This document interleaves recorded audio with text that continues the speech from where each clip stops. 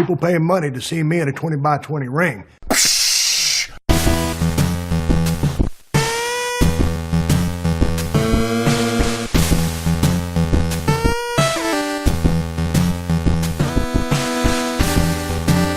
Hello again, wrestling fans. Thank you for joining in for another episode of the 20-by-20 Ring Crew. I am your host or co-host here, Matt, alongside... What's my name? The Velveteen Dream. The Velveteen Dream. Man, I wish I was that smooth. Shit. My wife might disagree with me, but I know I'm not that smooth. Yeah, wives they're too much. They're too sweet sometimes. So there's a lot to talk about in the wrestling world today, but we're going to talk about, because it's WrestleMania season, we're going to put WWE in the forefront here for now, and we're going to talk about their most recent pay-per-view or special event on the WWE Network, the Elimination Chamber. And we're not going to go through the whole card because it's really not worth it, but I do want to talk about a few things with this, and I'm going to start with... Really, you should start with something bad, but I'm going to start with something good. So the good thing here... Are you feeling all right? Yeah. the good thing here is for the second pay-per-view in a row for WWE, the women, Girl Power, they outshine the men yet again in the specialty match here, the actual Elimination Chamber match. Just like in episode 2, we discussed... women's firsts, and how we want to see more of that. We want to see more of the walls, the barriers being broken down. Definitely.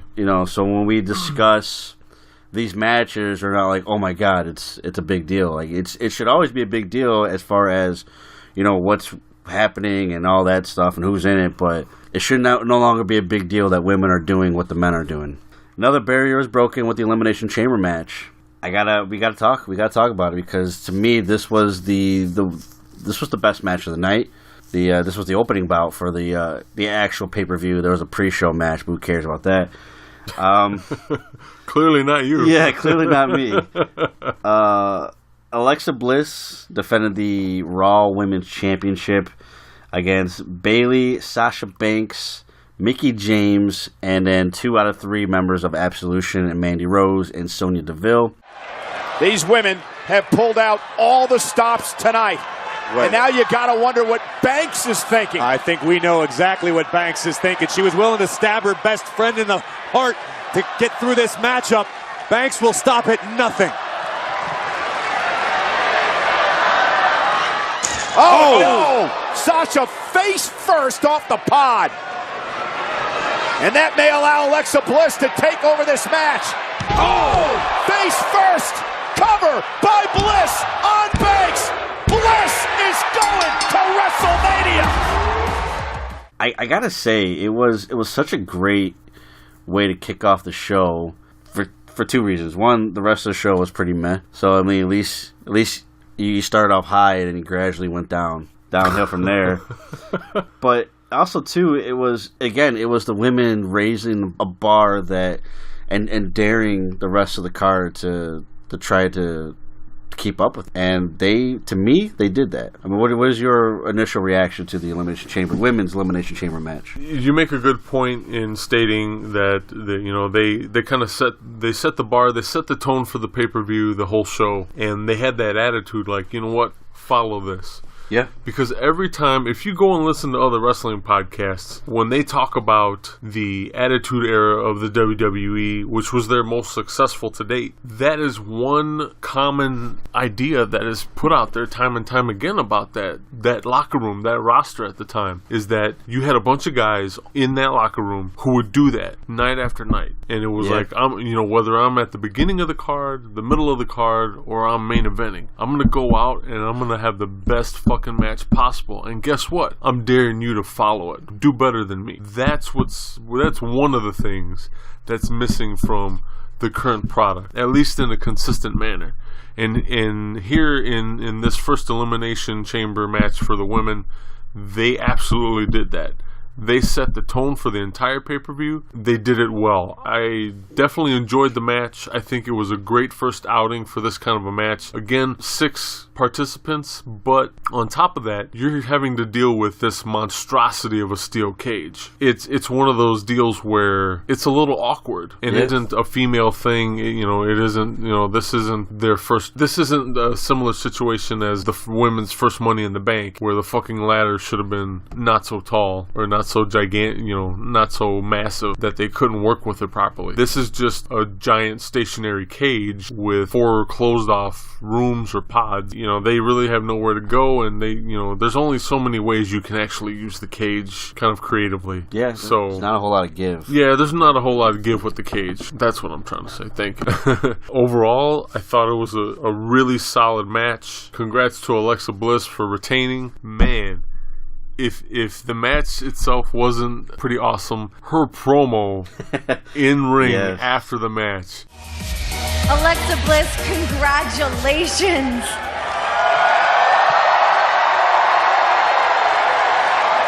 The first winner of the first ever Women's Elimination Chamber. What does this historic moment mean to you? This victory means everything to me.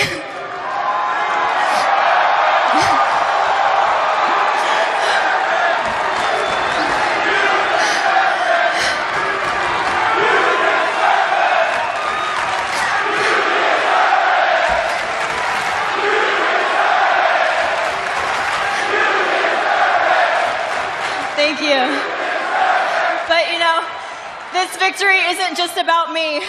This is about every little girl and woman at home in the audience who have ever dreamed big. This victory is for all of you.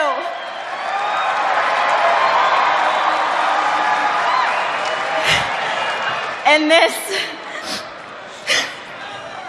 this just proves that you can be whatever you want to be. So dare to dream and dream big.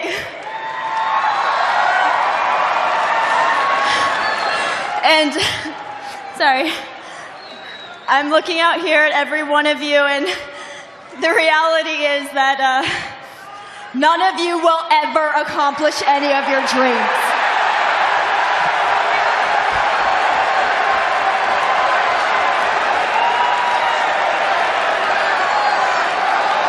I came out here tonight and I proved to you and the entire world that there is no one better than me.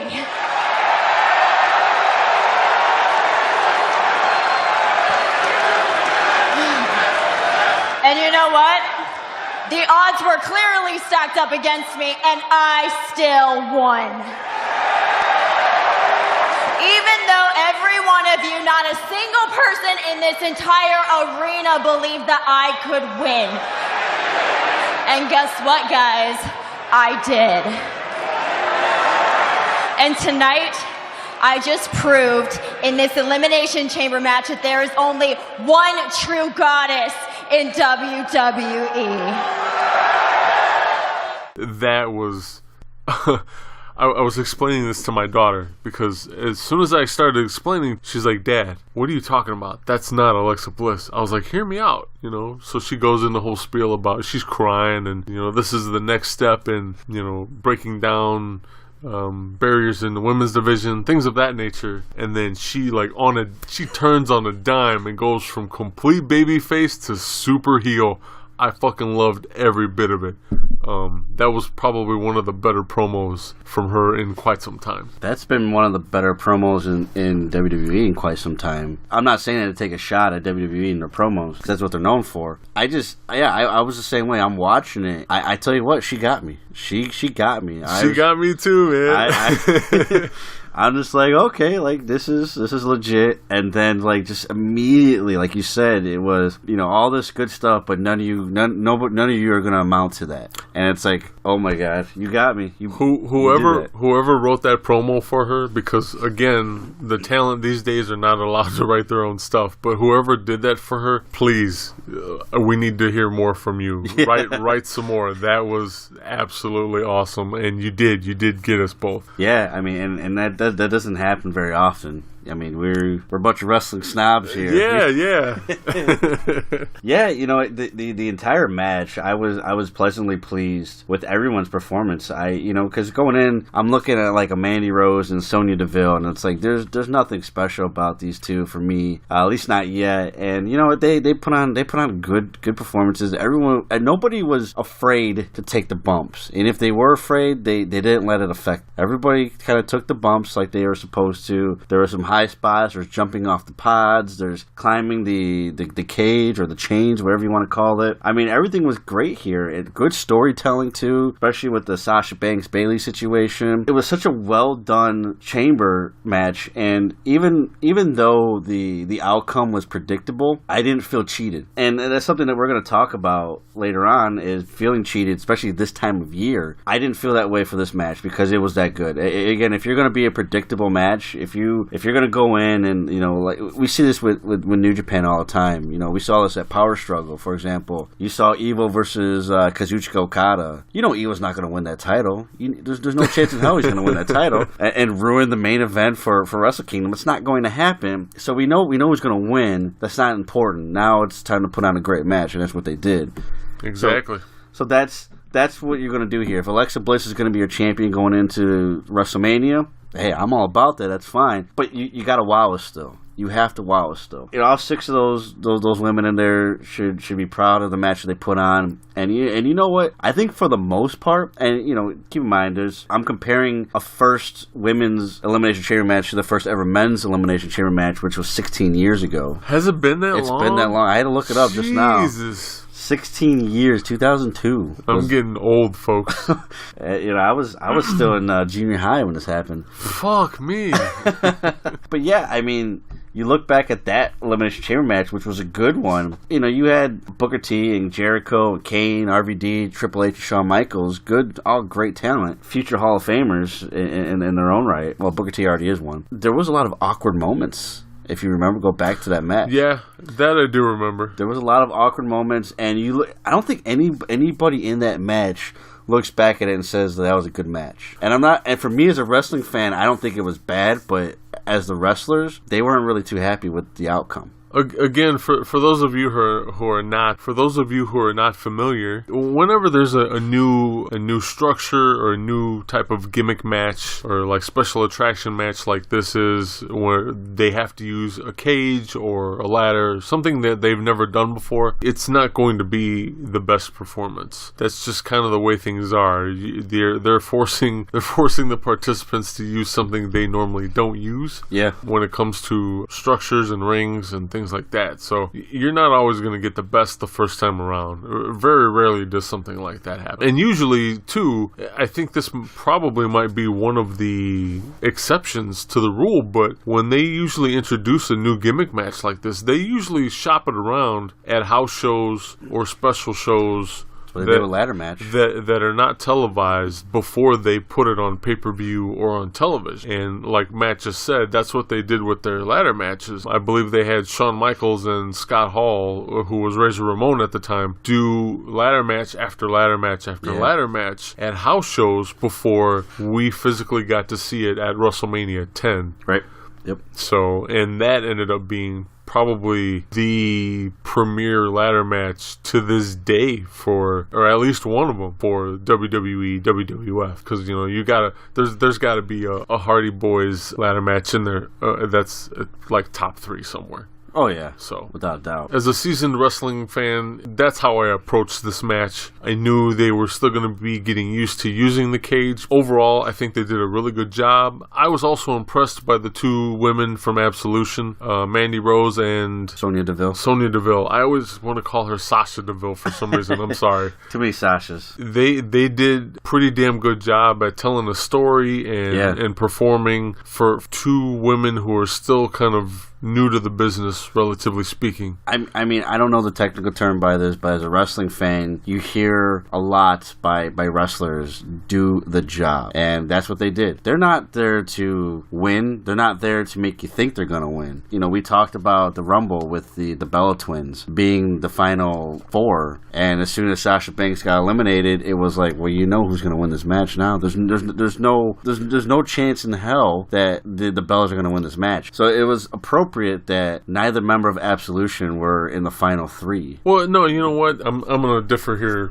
with you for a second, because when it came to the Rumble and you had the Bellas as part of the Final Four, I think what you're trying to say is they just didn't do the job, because we know, whether we want to admit it or not, we know they're not going to win that match. Right. But they could have done a hell of a lot better in their performance to make us think that they were going to. And that wasn't the case with the Bellas. But here with the two members of Absolution, it definitely was. I don't think it had anything to do with their elimination spots, whether they were later in the match or earlier in the match. Okay. I just think it was they put on a very believable performance. Yeah, that's fair. You know what I'm saying? Yeah. I think that's what it is. Because if they would have gotten eliminated later in the match, performing as they performed, I still think still would have done the job. They still would have done the job way better than the Bellas. Yeah, you're definitely right. I guess placement doesn't matter. To me, it was easier. Not if you're doing the job correctly. Not if you're doing the job correctly. Yeah. And you know what? I'm still, when it comes to those two, I'm still like, it's not there for me. And a lot of it too is because. Are we talking about the Bellas still, or Absolution? The Bellas, they can go fuck themselves. Like, we're done talking about them. Go back to being on your E shows or whatever the hell they're called. Absolution here. Okay. Mandy Rose and Sonya Deville. I'm still having a hard time wrapping my head around them and seeing their worth, because, you know, seeing them in Tough Enough, seeing how little they progressed, and then getting the move to NXT and still seeing the very little that they progressed, and now they're getting the call up, and it's like, why? It's like, now that they're on this stage, it's almost like they're waking up a little bit and saying, we gotta be better, we gotta step our game up. Sometimes baptism by fire is the way to go. Maybe it's working for them. And I don't say that just about wrestling. I think that's like a life lesson. Like, some people just need that. Say some people will perform better under pressure than no. And you know what? I'm not gonna sit there and say I'm a fan of theirs right now or yet, but that was definitely a step in the right direction. I love when people know what their job is and they do it, and every single one of them, every single participant in this match did that, and that's why I felt this was a great match. I don't know how many stars I'd give it. It was definitely a great match. Calm down, Dave Meltzer. Yeah. Wasn't quite 6 stars. And, you know, it would have been if it was in the Tokyo Dome. It would have been, yeah. And again, it set the tone. I love, and I didn't even think about that when I said that. Top this. You know, I dare you to. And that's such a healthy locker room that does that. You know? Yeah, that's the way it should be. There should be that competition. Like, hey, I'm gonna go out there and bust my ass. Guess what? You should do the same. Yeah, do it better than me. Yeah. Because, you know, and even if you talk a little trash, because I don't think you can, that's fine too. That's totally fine. And I'm not saying every match was a dog match, but I think WWE is falling victim to their own weekly shows, because so many of them were just Raw matches that we've already seen before. But we're going to skip that, and we're going to go straight to the main event. From the opening bout to the main event to the men. The men had a first ever 7-man Elimination Chamber match. This was not for a title, but for the number 1 contendership for the Universal Championship. I forgot there was a Universal Championship. And we just had a discussion about title belts that don't mean shit right now. We should have mentioned that one. The Universal title? Yeah, we should have mentioned the Universal title in that discussion. We didn't, though. But it is one of those titles that, I hate to say it doesn't mean crap at the moment. Thanks, Brock Lesnar. Thanks, buddy. And the shittiest thing about it is that it's being plugged as like the biggest title in WWE. Oh God! It's anyways. Maybe biggest in size. Yeah, I don't know. Yeah, the biggest fonts with that W. That's about it. So you had 7 participants. You had Braun Stroman, Finn Balor, John Cena, Seth Rollins, The Miz, Roman Reigns, and Macho Man Randy Savage, a.k.a. Elias.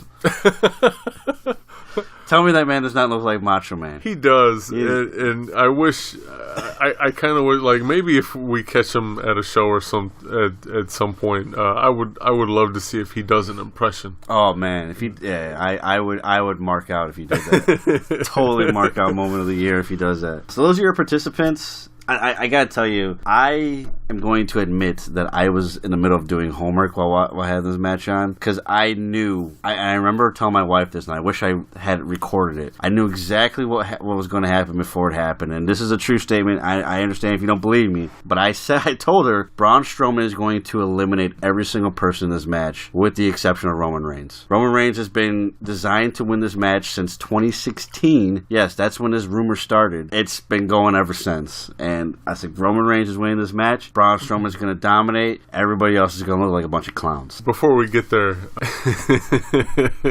speaking of Elias and the Macho Man-esque part of his look, I thought of you while I was watching this. I watched it separate from you. I watched it the night after it happened. I'm watching the match, and he actually does a flying elbow off the top rope. I immediately thought of you and the whole Macho Man debate with him, and I could tell you he did not stick it very well. So hopefully he's got a nice solid impression that he can do, because he needs to work on that elbow. Getting back to the actual match, much in the way you were like, I'm just going to do homework and kind of half-ass pay attention. I also did the same thing. Currently at my 9 to 5 gig, I work overnights, and so I sleep a lot during the day. What I did was, the moment I woke up, I gave my full and undivided attention to that women's elimination chamber, and then everything else I was like, if I fall asleep, oh well. Yeah, it is what it is. It is what it is. Yep. And so I ended up going back and watching the men's match twice, and I'll never get that time back. No. It's a 40-minute match. Yeah, so there you go. Times 2. I'm missing 80 minutes of my life here. Overall, it was mediocre at best. For those of you who are fans of Braun Strowman, I don't know why you are. He's too green in that ring.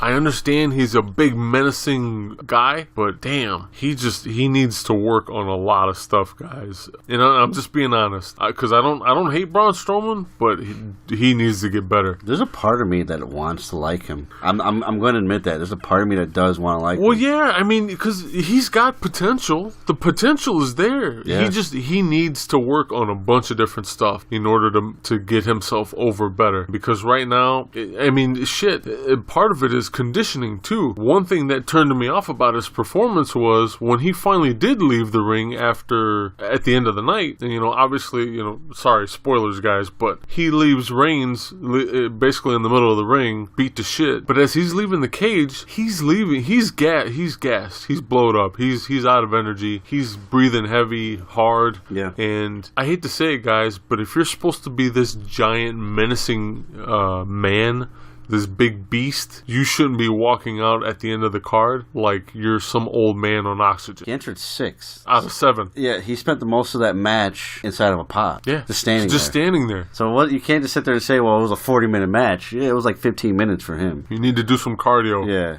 and not just that too, but you have to do more sparring and pace yourself inside matches better. If I'm responsible for booking this match, I would have immediately dropped money on hiring Ric Flair to do cardio work with Braun Strowman. Yeah. No matter where it is, what major city matters not. The bottom line is, in all my magnificence, you're gonna be mine all night long. Woo! 60-minute man. Simple as that. And it would have been, let me tell you, he wouldn't have been so out of wind at the end of that match. It was horrible. I don't think Braun Strowman can keep up with Ric Flair right now, even at Ric Flair's age. Oh, hell no. That's a given. I'll take that bet any day of the week. Ric Flair, he can still go as far as energy is concerned. He's superhuman. He's what? He's in his 60s now? Now, I can't help it that I'm custom made. I can't help it that I look good, smell good, can dance all night long.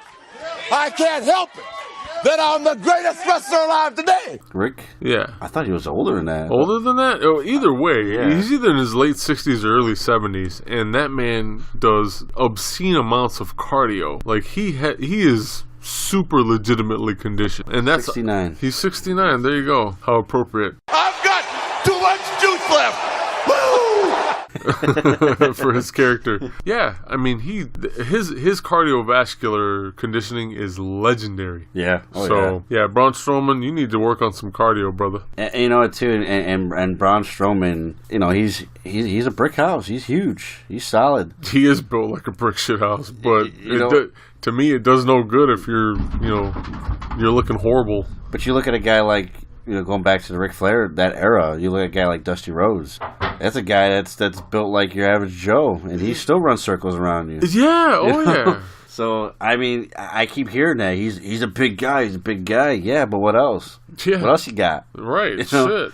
And not only that, but, if unless you don't like the rest of the talent, having a green wrestler who's consistently in main events is dangerous for the rest of that roster physically, because then you get stuff that happened at the Rumble with Brock Lesnar. Yeah, the botched move. Yeah, he potatoed Brock Lesnar at the Rumble. Hit him in the ear, right? Yeah, hit him in the ear with a knee really bad. Lesnar was quick to give him that receipt. Yeah, and you know what? It could be a lot worse. You could see him, and I would cringe at it happening, but you can see him butcher a power bomb or a power slam that he consistently does. Yeah, and then break somebody's neck or a limb or what have you. Yeah, you don't want that happening in that ring. Your biggest thing for any wrestler is to take care of the guy across the ring from you. More than you take care of yourself in that ring. You take care of that other person. That's what I've always heard from other wrestlers. It's all about the other guy, and you're supposed to trust that other person. Braun Strowman, like we both said, he's got all the potential in the world, but he doesn't need to be in no main event right now. And it's one of those things that I don't know what they're doing with him, because it's pretty obvious that they don't want to put the title on him right now. But it's like we're going to give him the Ryback approach, where we're going to continuously put him in these main event matches, and it's almost like they're going to kill him before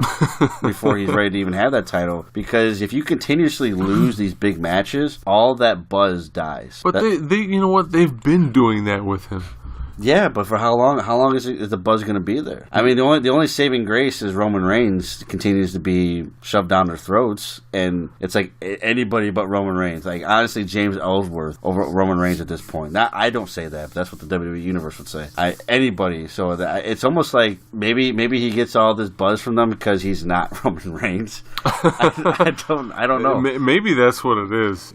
Despite him not being Roman Reigns, he's got a lot of work to do. No matter what they're gonna do with him, he's got to up that learning curve really quick. Because you're right. Eventually, this isn't a war of attrition. Like, the fans will become bored with you. Yeah. And then guess what? You will be the next Roman Reigns, where oh man, we don't want to see you anymore. Right. No, absolutely. Just like John Cena. Just like John Cena. And you know what? Too, like, the one thing that I hate about Braun Strowman, and which is the same thing I hate about John Cena, is let's continue to get him over, and we're gonna crap on everybody else. I mean, this was the Braun Strowman show, and you can argue it's showcasing him, but again, what does that do for the rest of your talent? I continuously ask that question. I'm still waiting on an answer. What does that do for Seth Rollins? What does that do for Finn Balor? What does that do for Elias? What does that do for Roman Reigns' win here? Yeah,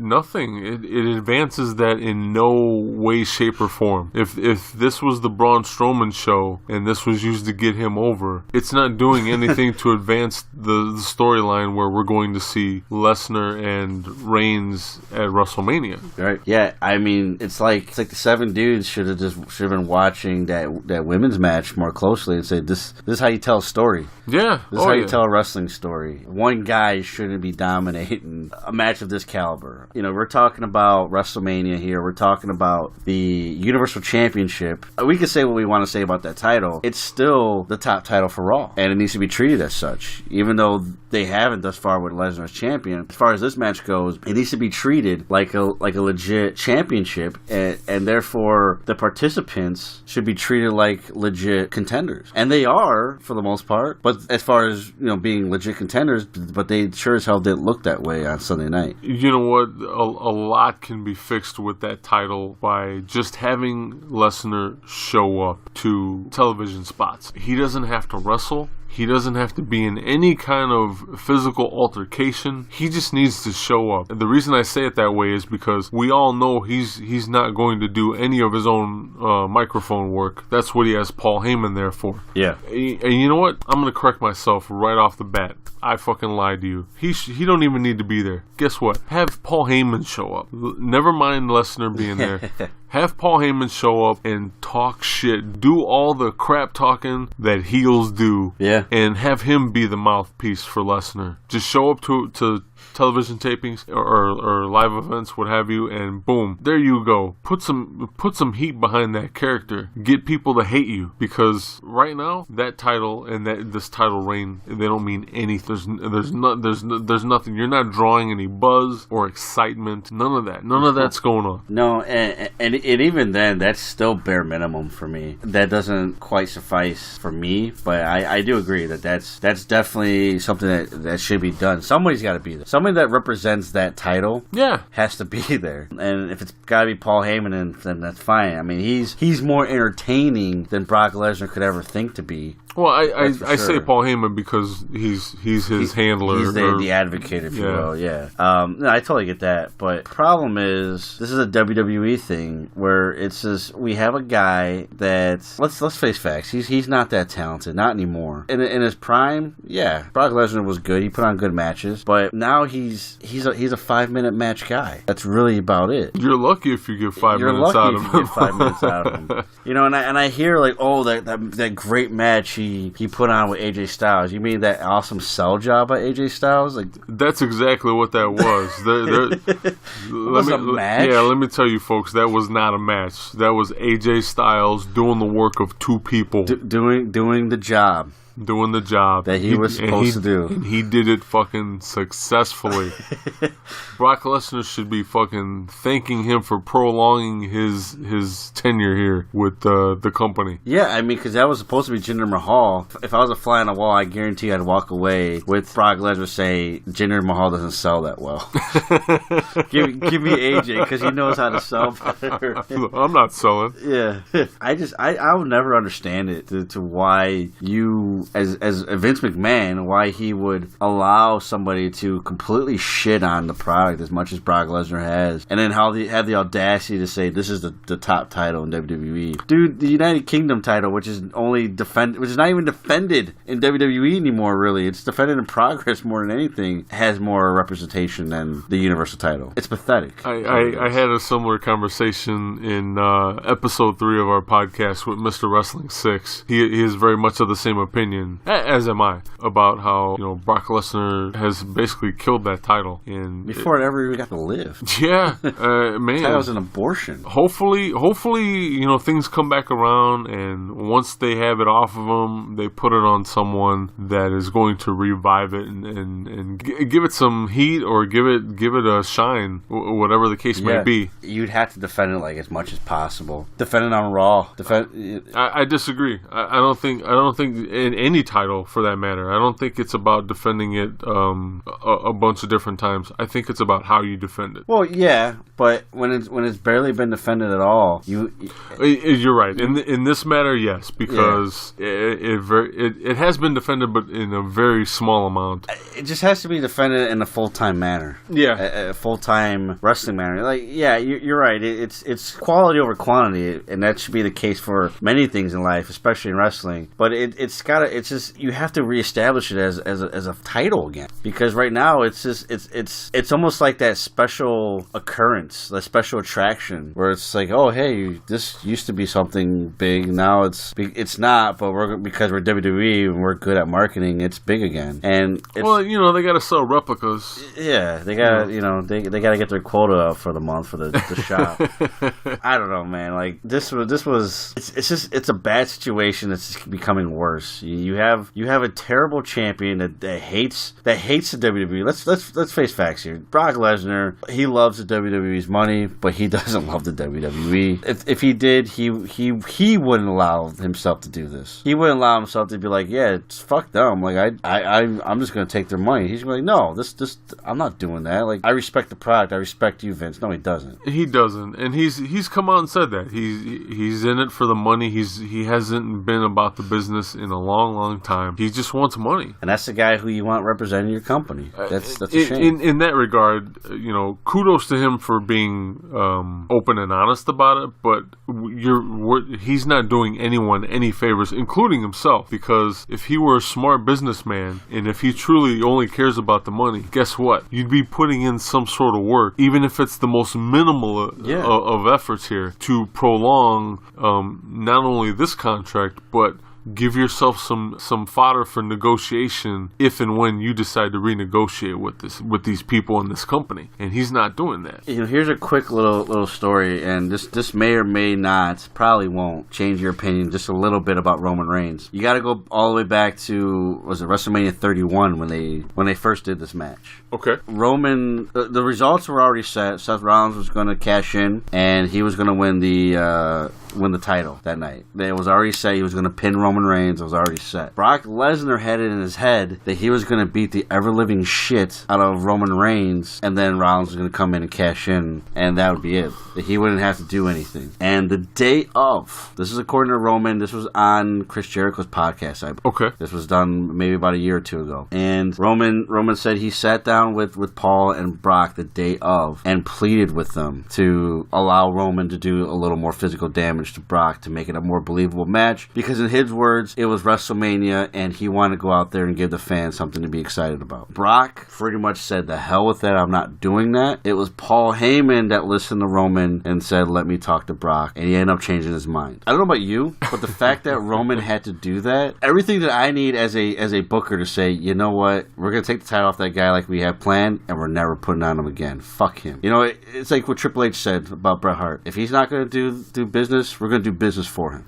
Yeah, and I'm telling you, we here as seasoned wrestling fans, we've seen this before, and this is why we're so adamant about Brock Lesnar and getting rid of him. We've seen this before, and the last time something like this happened, it is universally referred to as the Montreal Screwjob. When that happened, it's just like he said right now. Triple H came out and said, hey, if he's not going to do business, we're going to do business for him. Meaning, we're going to make the decision for him and curb his appearances and his efforts before he gets the best of us. And that was such a huge deal back when the Montreal Screwjob happened. Now it's happening like every fucking week that Brock Lesnar is being paid by this company, and no one is doing shit about it. No one. Nobody. They're allowing him to do it.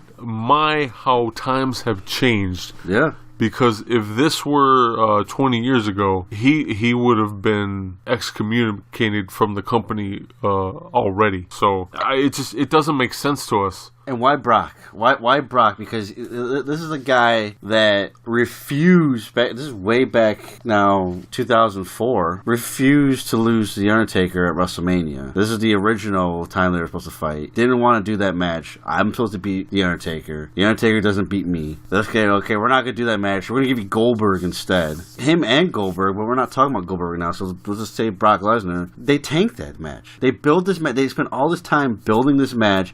This dream match that everybody claimed it was a dream match, Brock versus Goldberg, and they fucking tanked it. Stone Cold did more. Every time Brock Lesnar has fought Goldberg, it's been the same result. Oh, yes. Yeah. All this hype, all this effort put into the hype, and everybody thinks it's going to be some awesome dream match, and it's fucking horse shit. It is the drizzling shits, is what it is. Exactly, yeah. Brock leaves the company.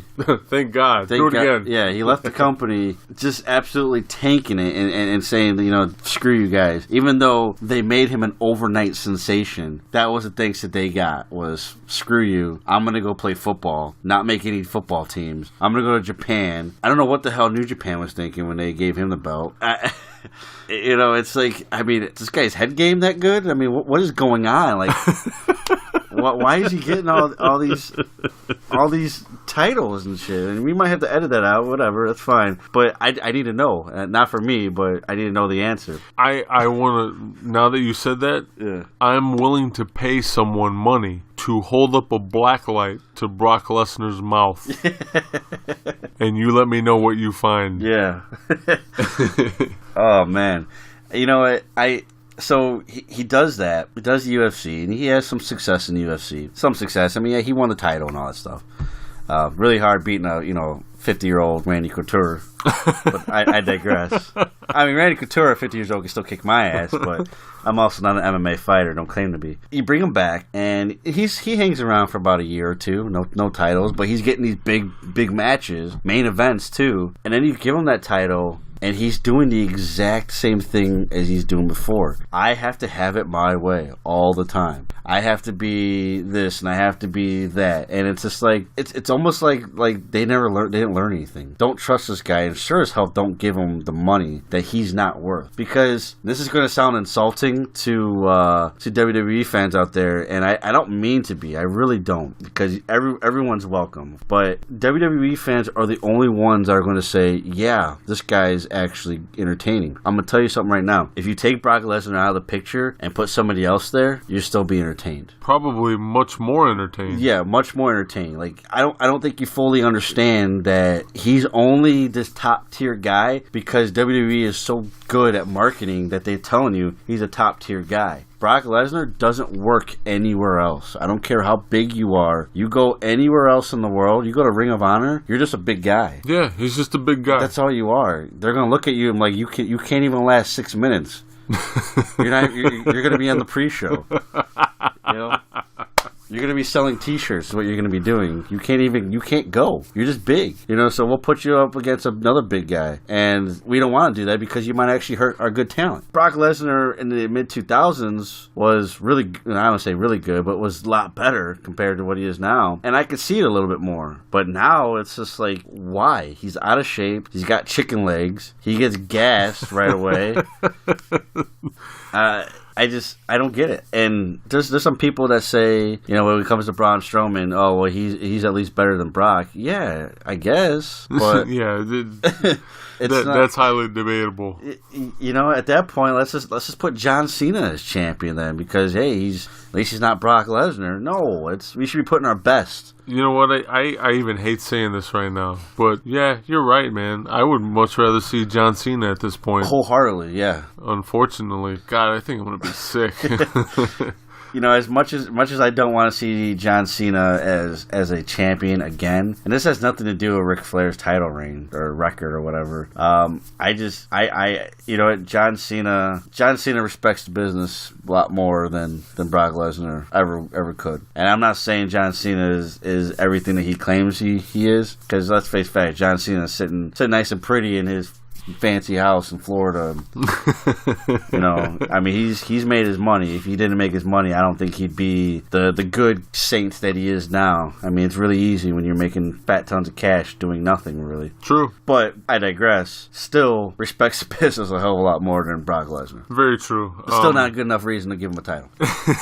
I understand that a lot of you WWE fans are going to probably take issue with what I'm about to say, but I'm just going to really quick fantasy book this Elimination Chamber match. And if we are going to replace Brock Lesnar, right off the bat, Samoa Joe. Why can't you have Samoa Joe in there? Don't get me wrong, injuries aside, but Samoa Joe, for shits and giggles, throw Kurt Angle in there. Just take care of him. I would much rather see that than Braun Strowman and Brock Lesnar in this whole ordeal. Whether it be exchanging Lesnar at Mania or Strowman at the Elimination Chamber. These guys, both of them, they they shouldn't be in that ring, not in the manner they're being used right now. And it made the Elimination Chamber match suffer a lot. It could have been so much more. Well, you look at Elimination Chamber match, and one of the first things that I think of, I don't know about you, but I think of hardcore, because essentially it is a hardcore style match. It's anything goes. You're inside of a cage. Well, it should be. Yeah. I mean, I believe that's the original intent behind it. Yeah, exactly. And we talked about it before. We talked about it in the women's match, the women's ladder match, I should say, not the chamber, ladder match, where you had these women that were afraid to do stuff with the ladder. Well, then don't do it. If that's the case. If you're not going to do it to how it's supposed to be, then don't have the match. It doesn't make any sense. And the same thing goes for the chamber match. So you have this hardcore style match. Not saying that they didn't do hardcore style things, but my point is, you take a guy like Samoa Joe, and you don't just raise the bar, you completely just skyrocket it as far as the physicality goes. Because one, that's a very physical competitor that's going to give it everything. I mean, he's like the Minoru Suzuki of WWE right now, where he's the guy that you're going to have a physical altercation with. It's going to hurt. You're going to feel it. And then B, he's going to expect to take that same punishment. He's not afraid of taking the beatings. We've seen Samoa Joe get his ass handed to him inside that ring on many occasions and come back asking for more. So you talk about Braun Stroman because he's, he puts people through tables and all this shit. Like he's full of destruction. Samoa Joe could do that just as easily and actually may have it look a lot better, in my opinion. That's the guy that you should be pushing as far as this big bad entity, not a Braun Strowman who has no idea what he's doing when that bell rings. A Samoa Joe who knows, one, he can do a shoot. We've seen him do that in WWE. He can do a shoot, and he's that's a man with a lot of emotion. He's a great physical specimen that he's definitely not as strong as Braun Strowman, but you don't need him to be that strong. Doesn't matter. He's still strong enough. And then, most importantly, when that bell rings, man, he knows how to carry a match. Yeah. So Samoa Joe he can replace both Braun Strowman and Brock Lesnar at the same time. That's how good he is, and that's how bad they are.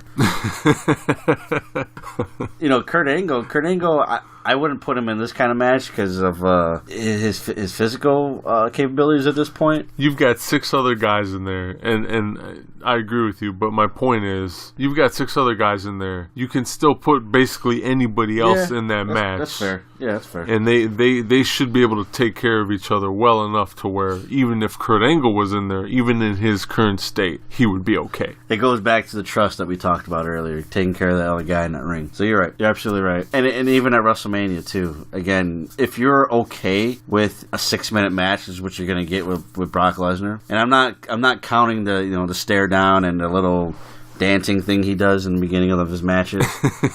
I'm talking about the actual match. Kurt Angle can't go that long anymore. He's got neck problems. But if you're okay with Brock Lesnar giving you a 6-minute match, why wouldn't you be with Kurt Angle? Because it's Kurt Angle. He's earned the respect, and you know what?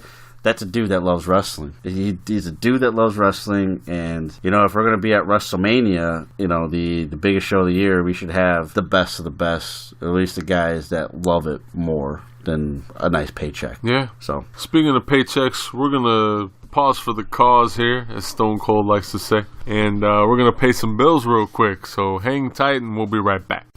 This edition of the 20x20 Ring Crew has been brought to you by Amazon. Get your Amazon Prime subscription today. You get unlimited music, unlimited ebooks, unlimited movies and TV shows available through their Amazon Prime subscription, as well as free 2-day shipping on many products through Amazon.com, as well as in certain areas, 1-day shipping. So if you're an impatient person like me, you can get 1-day shipping. Is that right, Joe? Yeah, don't forget the unlimited photo storage, too. I think that's pretty oh, absolutely. I don't have anything on my photo storage as of yet, at least nothing I could share with the public, but ooh.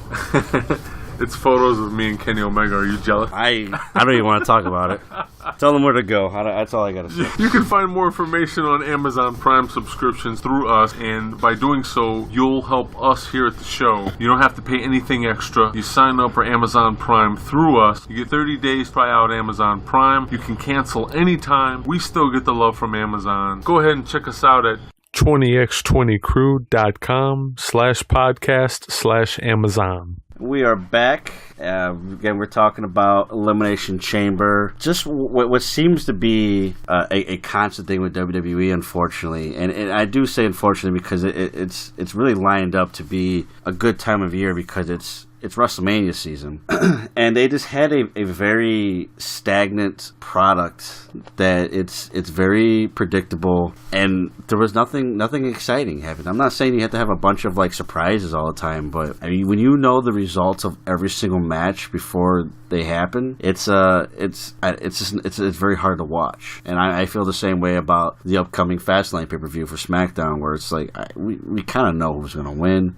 Even if you don't watch wrestling that often, it is to the point where on TV, if you're the casual fan, you're seeing matches that have been done, or I should say overdone, week after week after week after week, and the results really don't change very much. No, not at all. And they're not the storylines themselves. They don't progress as they should. They're not paced very well. It's just, and that's what's making it stagnant. And it's a shame because, you know, we talk about a lot of fans saying, oh, you know, all this attention being put on with the Ronda Rousey thing and WrestleMania. Okay, so what do you do with it? You do the same boring crap over and over again, and that's not how you get somebody excited for WrestleMania. And it's almost egotistical, where it's like, we don't have to. You're gonna watch it anyways, so we're just. You know, it's like a bunch of televised house shows at this point. Nothing matters. The entire month of March is going to absolutely suck at this rate if it continues. And I don't know. It is what it is. As far as Elimination Chamber goes, got a thumbs down for me, with the exception of the Elimination Chamber match. The Wyatt Hardy match kind of got a thumb sideways for me. It was an okay match, but everything else was just, you know, it's all filler, no killer. You're supposed to have the opposite of that statement. So, any last remarks about Elimination Chamber match? No, absolutely not. Mediocre at best. Kudos to the women and the awesome match that they had. I look forward to you guys, or you ladies, I should say, duking it out the next go round. I can't wait. You guys have definitely excited me and piqued my interest, and I hope you guys continue with the momentum that you've gained out of the situation. But yes, let's move on to the next one, sir. Yeah, you know what? So one thing again we like to talk about on this podcast is alternatives. And if you are a casual wrestling fan, we hope that, you know, we at least intrigue your interest to give other things a shot, because March doesn't have to suck if you're a wrestling fan. No month has to suck. No month has to suck. You're right. And you know, we're gonna put a ton of information in the upcoming weeks about all these other great wrestling promotions that you may or may not have heard of. And right now, we're gonna talk about a big one that's happening in March. New Japan is going to have a pretty big month, actually, because New Japan celebrating an anniversary. So happy anniversary to you. Happy anniversary. You are having the New Japan Cup, which is a big deal. It's a single elimination, 16-man single elimination. Winner gets a shot of their choosing between the IWGP Heavyweight, Intercontinental, Never Openweight Championship, and I believe they added the U.S. Championship as well. I believe they did add the U.S. title. I'm excited, man. That's going to be good. We're going to have to break that one down for sure. Pretty soon. Very soon. But for now, we're going to talk about something that's going to happen, not necessarily close to where we live, but definitely closer than Japan. It's going to it's going to happen in Long Beach, California, and let us know if you got tickets to this event. It's going to be New Japan Pro Wrestling Strong Style Evolved. It is happening on March 25th. That is a Sunday, from the Long Beach Walter Pyramid, again in Long Beach, California. California get all the good shit. Well, you know. Well, they got the dojo out there, so that's true. That's definitely true. This marks the second stateside New Japan show ever. That's amazing. It's only a second. Ever. Yeah. So you have a sold out show already. 3 matches have been made, and we just want to run through some of these cards. We're gonna run through these matches. I'm sorry, and talk about them, and hopefully they should pique your interest. If they don't, I don't know what will. We'll start off with the only championship match that's signed right now. Jay White, Switchblade Jay White, member of Chaos, defending that IWGP US Heavyweight Championship against Bullet Club's Hangman Page. Now, this whole Hangman Page Jay White thing, this is what really started the infighting with the Bullet Club. I don't want to say it started it. It definitely escalated it. Well, okay, that's a fair point. It brought everybody else into the mix besides Kenny and Cody. Jay White defeated Kenny for that title, and then Hangman Page comes in and lays claim to that title, that he was going to be the next champion, and that's what started the fighting there. Kenny took exception to that, and then the rest is history. So you have this match, and you have two guys who are definitely younger guns in their respective factions. What do you think about this match? You know what? Over the past 3 to 4 months, I would say Hangman Page has definitely come into his own. Oh yeah. And we're definitely getting to see more of him and more of what he's capable of. Jay White completely ever since switching over to the whole Switchblade persona, he has also come into his own. Obviously, he's got a title around his waist now. That's his first ever, by the way. First ever championship. And he beat Kenny Omega. So that's not bad. Yeah, he's no slouch, not by a long shot, but probably at this point, don't get me wrong, like so far all the matches have piqued my interest and they definitely excite me, but this is probably going to be my favorite match so far that's been announced. Really? Yeah. Okay. I'm excited. Yeah. What a difference a character makes for a guy. Yeah, I mean, I want to say he's probably introduced one or two new moves. Switching from just being Jay White to Switchblade. Yeah. And I know that's part of the performance, but the gimmick too. The gimmick is definitely working for him, and whatever he's doing, keep doing it, man. You're doing a hell of a job at it. Hangman Page, same thing. Stay with the gimmick. He does it well. He's great in the ring. Very fluid, and not afraid to take a bump. I'm excited. I'm really am excited about this match. Unfortunately for Hangman, I don't think he's coming away with the title. I hate to be the downer here as far as Bullet Club fans go, because I love the Bullet Club, but I don't think he's walking away this time with that title. I think Jay White retains. I agree. I do agree. I think there's going to be a lot of extracurricular activity happening. My only hope is that it takes place after the match. I don't want to see any interference. Yeah, that's gonna be one thing that you're gonna have to look out for in this match is possible interference. Yeah. Because at this point, you've got two young, awesome talents. You don't really want to upset their in-ring performance. Suffice it to say, this probably won't be the only time these two go at it. But damn, please don't ruin it with a lot of interference in this match. Yeah, that's one of those things that you have to think could be a potential downer with the whole westernizing your product, because as far as New Japan goes, you don't see a whole lot of interferences, at least not during a match. It's not as common as it is out here in the States. I have been noticing a trend, though, where more, not saying it's happening all the time, but it's certainly happening more in matches than I've ever seen it in New Japan. I'm not a fan of that. When it comes to two guys like this, just let them go. Let them do the match. If it makes sense for the story or for the match, then by all means, have at it. But in this case, let them go at it. Just let them do their thing, and then have the interference come after the match. Yeah, you're trying to sell a product still too to the American audience. I don't know if this is going to be... So the first time that they were on U.S. soil for the first official New Japan show in the United States last July, it was aired live on Access TV. I don't know if this is going to be the case for this, or if this is going to be a New Japan World only thing, if you're going to want to watch in the States. I'm not sure how it's going to be. But again, you are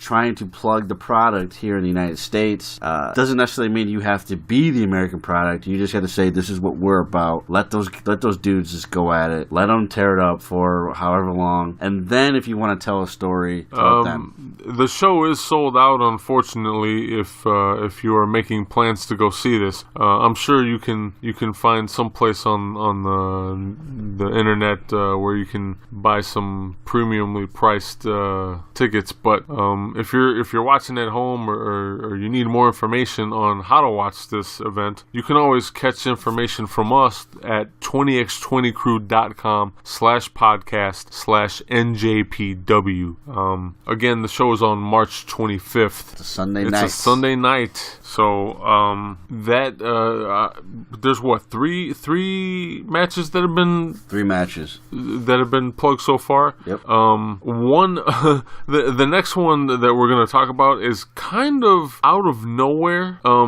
Putting it lightly.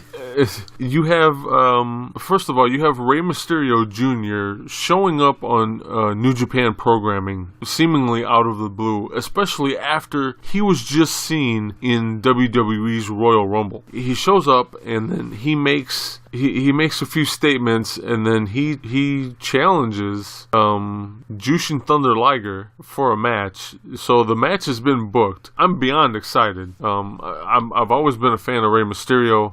Jushin Thunder Liger is my favorite Japanese wrestler ever. Again, I'm excited for the match. Probably not my favorite of the card so far, but I definitely can't wait to see these two go at it. It has been quite some time since they've had any in-ring work together. I was going to ask you, so they have competed before. If I'm not mistaken, and you guys out there, correct me on social media if I got it wrong, but I believe they did some matches, at least one match, even if it was a tag match, back when they were both working for WCW. So there's either a Nitro or a Thunder, more likely a Nitro. Okay. Where they were in the ring together at one point. But this would probably be the first singles match. Potentially. That's a safe bet. Okay. So kind of a dream match in that sense. I mean, they're certainly building it up as a dream match. I don't know if you know this, not to talk about WWE again right now, but Rey Mysterio is still rumored to be a WrestleMania having a WrestleMania match. Which, I mean, it's not going to affect this at all, obviously, and we're still talking 2 weeks afterwards or whatever. We're coming to see this being a little more prevalent in the business these days. I'm going to take you back to Wrestle Kingdom with Kenny Omega and Chris Jericho, where Chris Jericho just came off of WWE programming a few months previous to the match, and then he showed up in New Japan to challenge Kenny Omega. This is becoming a thing. Rey Mysterio is an independent contractor. Yeah. He's not tied down by any one company or organization, and this is going to be something to watch in the future. Not with just Chris Jericho and not with just Rey Mysterio, but other talent of that caliber and of that age. Yeah. They're going to start showing up and doing these like special spots, these special matches here and there. I say get used to it because it's going to be a thing, and that I have no gripes with it. No, I mean we saw Jushin do that a few years back with NXT. Right, Jushin he signed a 1-day contract, and they brought him in, and he wrestled Tyler Breeze. And it was a great match. So this is something new.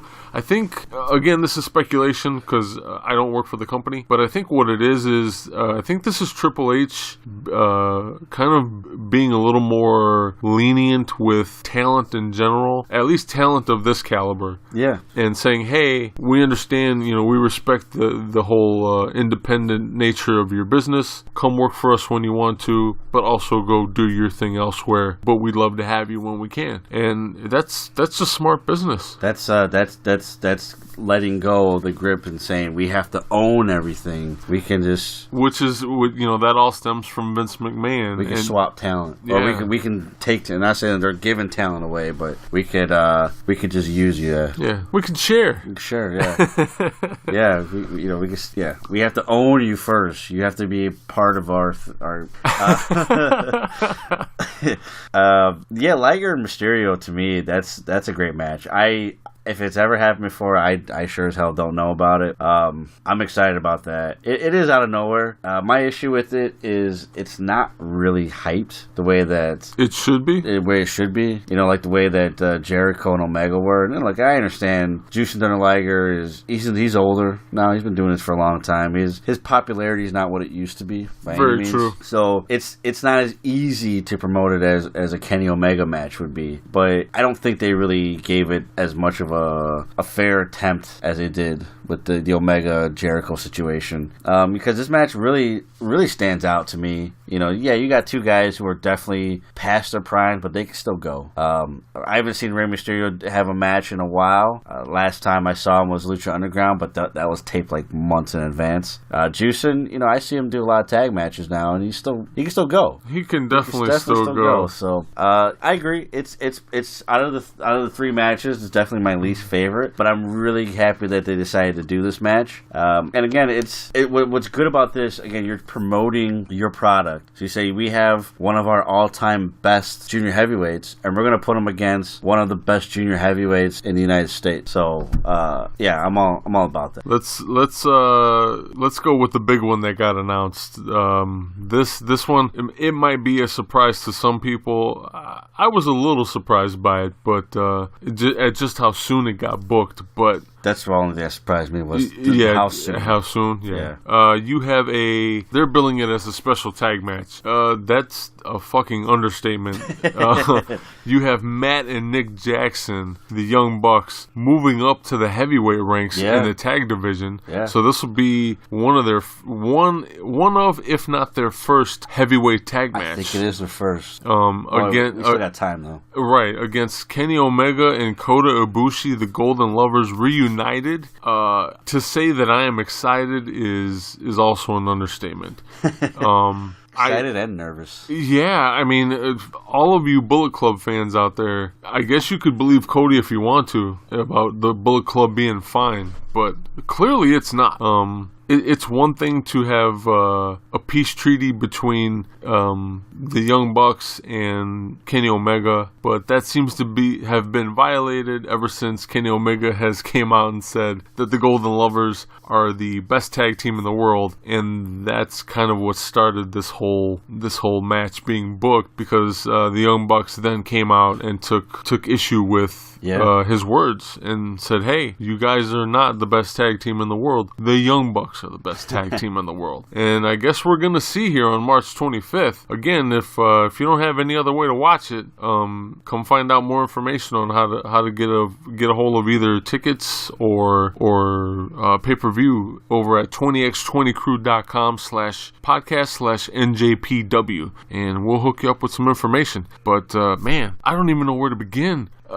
It isn't just the Young Bucks as performers against a high-profile tag team. It isn't just the Golden Lovers reunited as a high-profile tag team.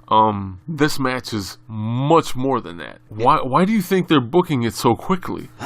My guess is because I think this whole thing is going to culminate for a Supercard of Honor. And I bring that up because one thing that was brought up on the night before this match was made, Cody said that the Bullet Club is mine, meaning his. I think we're going to have a battle between Kenny and Cody for the leadership. And if that's the case, then we have to have this Kenny Omega versus Bullet Club tour sped up, because that's coming sooner than we think. Because this is one of those things that if you're going to prolong it, this right here is the last match I want to see. Because Kenny Omega and the Young Bucks are the elites. The other guys are elites, but they're the original. It's like the NWO, the original NWO. Like, you have everybody else, but then you have the original three. Omega and the Bucks are the original Elite. And this is a big deal that now we're seeing Kenny Omega on the opposite side of the ring as those two, because those are his boys, and they've been running together for years now. And to see it happen again at this show when you're trying to promote your product, and that's another thing too, I think, where it's just like,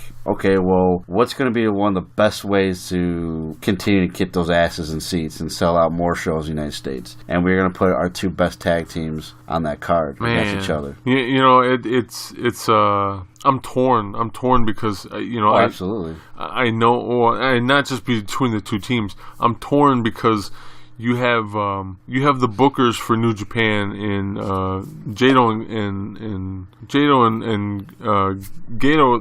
They are huge fans of Memphis wrestling, and a lot of their booking decisions are reminiscent of that kind of wrestling. And so this must be the New Japan side of things, because they're taking no time with this. I mean, this is a story that could be drawn out for at least 6 months. Oh yeah. And we're seeing it in the matter of less than 2. And that's why I think that this whole angle is going to end a Supercard of Honor. I think it's a kind of a rushed angle, but I really do think that it's going to culminate a Supercard of Honor. That's the only reason why I think that you could do something like this fast. Which is happening in April. And for more information on that card, you can visit www.20x20crew.com/podcast/ROH. That's unfortunate, man. It really is unfortunate.